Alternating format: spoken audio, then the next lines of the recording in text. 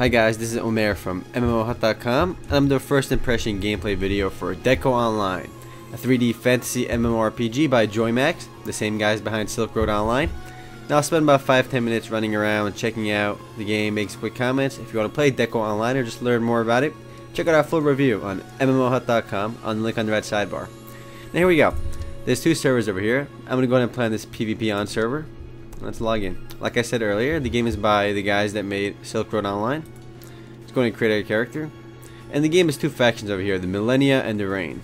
And what the game doesn't really tell you is that each of these two factions have their own set of classes. So basically, if you want to play a warrior or an archer, you're going to want to play on Millennia. And if you want to play a shaman or a mage, you're going to want to play on Reign. So I want to play a warrior, so I'm going to go on Millennia. And the game really didn't tell me this at first, because when I first made my character, I made a mage, and I didn't know that because it just doesn't tell you. It doesn't say warrior or anything over here. So let's go and click Millennia. I'm a male. The game has about 10 hairstyle options, and they are pretty different. But there's also a bunch of face options, but they're all very similar. So it doesn't really matter which one you pick. And I'm gonna go ahead and name myself Remote. Let's log into the game over here. You don't get to pick your class right away. You have to wait till level 10. But like I said, Millennia can only play as warriors or archers, and Reign can only play as shamans or mages. So let's create our character over here and log in.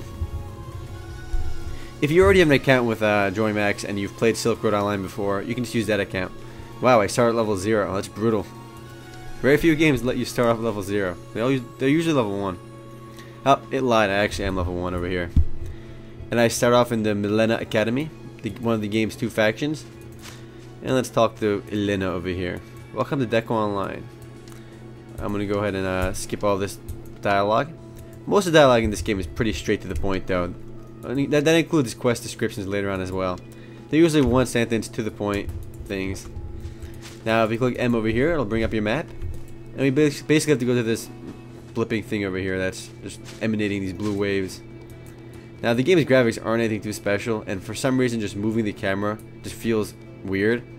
It's like jitters the screen. Supreme Hearts, what a weird name for a person. Alright, let's talk to Supreme Hearts. She's level 120. You don't want to mess with her. Alright, nice to meet you too. And the translations are sometimes pretty bad, and there's a lot of spelling mistakes in here too if you want to look for it. It's not that big of a deal though. Alright, let's get in here. Excellent. Talk to him again. Oh, basically I have to equip my sword now. Double click it to equip. Gotcha. Go, go, go, go, go. Yep. Alright, we recommend you don't tell your password to anyone. That's pretty obvious. I don't know why they say that. Alright. I have to go to the trading room now. And this basically the beginning area I'm in right now is the game's tutorial area, and it's mandatory for new characters. But I really like it because it really just sort of holds your hand for the first 10 levels of the game. Let's talk to this guy over here. And this is important to do if you want to learn the game, and it doesn't take that long. You can finish the whole tutorial in about 15 minutes. Whatever. He wants me to kill some of these squirrel things, these cute tailless squirrel things. So let's go and kill them. Papoys. They're pretty cute too. Oh well, they have it coming. Alright. I can click 1 to attack, or just simply double left click. Gameplay is pretty much done in point and click fashion. Now the game's most unique system is its combo system, which I should be getting after I kill these two guys over here. The NPC over here will basically just teach me that. Alright, just murder those two squirrels. I should teach you how to use basic combo, blah blah blah. And this is really the game's most interesting component, and I want to show you this, blah blah blah. And, after the tutorial area, the quests are much simpler. The NPCs don't talk a lot more after this. Alright, let's fight some of these. Let me get the quest over here first, too. These guys. And again, just moving this camera just feels really awkward. It just jitters around. I have to get 3 whatevers. Alright. I have to kill some of these harder squirrels now, I believe. Yep, these these purple ones. And I love how a lot of games do this. They keep the same exact graphics for a monster, and they just change the color. Now, as I fight, a button will line up over here. It says C. If I click C at the right time, I'll basically execute a combo attack. So let me just try it on this guy over here. So when C comes up, you gotta hit it at the right time. Alright, messed that one up. It's C, then Z. I got it, and then C. And yeah, you'll see it. Try this guy again over here. It's a little bit harder than it looks at first. Alright. It'll say one combo when you get it.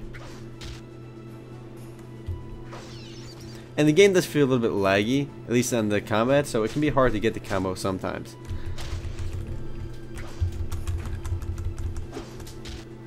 Now I do want to point out the game has very limited graphic options. You cannot change the resolution at all. You play at the game's default resolution and that's all you can do.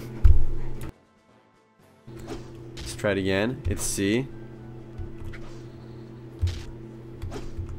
It's a little hard to pull off here. I click C and it quickly pops up again. Alright, basically when you fill up the combo you can do a combo attack, which I'm failing at right now. Try this again. Basically you have to aim it right when you guy swings. Alright, got that guy over there. And I should be able to handle my quest in a second.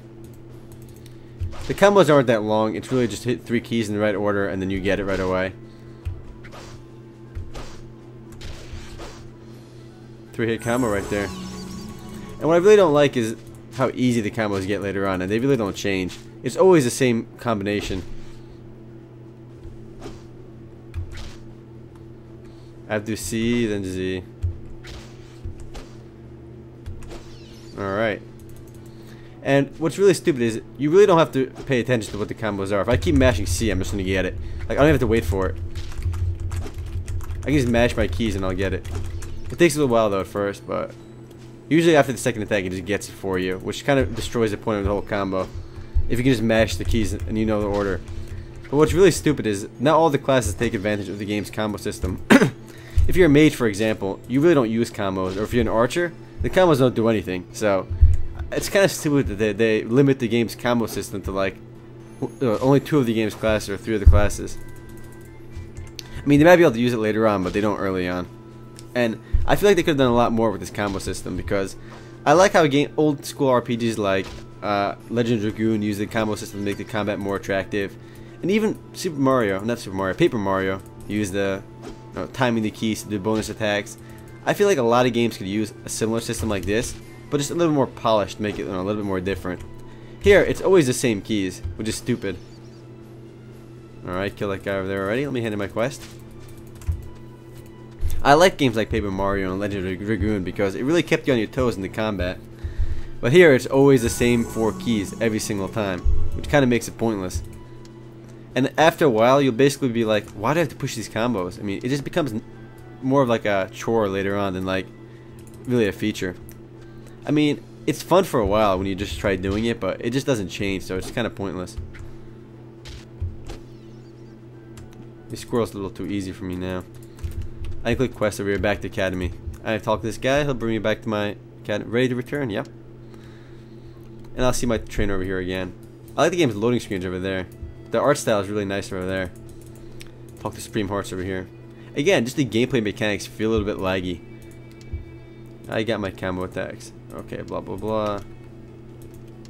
Blah blah blah. And basically, I'm just learning some new skills in the game. And you get, alright, enough practice, yeah. I go back to the training room.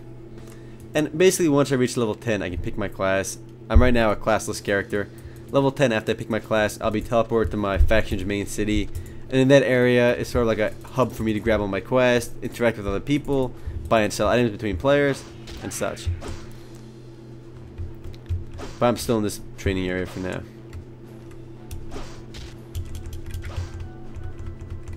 Kill more of these guys. They're a little bit tougher over here. I can go and equip my skills now. Let's take these bad boys out. And I can equip some of my active skills. Nope, not my active skills. Where is it? Right here. This is my combo skill. Once I fill up my combo gauge over here, it'll basically just give me some red bar over here. And when I have a red bar over there, I can just use my skill, which is a lot more damage. I like how it gives you XP right over your head, which is kind of nice. Kill this guy. I mean, it's kind of stupid that each faction only has 2 classes. I mean, that's terrible variety. You do get to pick another job at level 30, but that's pretty far away. So it's level 10 for a job and then level 30 for a job. And 2 classes? Pretty old. I mean, this game was originally launched in 2006 by some Philippine company, and the game shut down within a year. And this Joymax company just rebought the license and, you know, starting to publish it again. So I kind of assume it shut down for a reason. Probably wasn't too popular. And I'm not surprised because the gameplay mechanics do get old quick. And there's just not enough variety to keep you hooked. I mean, the game has the basic quest. The game has quests, PvP between the factions, as well as a guild system and a pet system, but it just doesn't offer enough to keep, you know, your attention. I'm getting killed by this onion thingy. Oh, I just died. You are dead. Go back to town. Oh, I just res right over there. How nice is that? Also, overall though, the gameplay mechanics do need a lot of work. Just moving around just feels very glitchy, and definitely moving the camera. That's it. Let's explore my interface options over here. I'm not gonna be able to finish the tutorial in time for my 11-minute timer over here. Every level, starting level 10, you'll basically get one more ability point in the game, which lets you pump up one of your stats. You have power, stamina, dexterity, and vitality if you're playing on this faction. If you're playing another faction, you'll have 4 different stats. And you'll also receive some skill points, which you can use to distribute. You can, improve your skills. But your skills really just improve as you use them. If you guys want to play Deco online or just learn more about it, check it out for a review at MMOHut.com on the link on the right sidebar. Later, guys.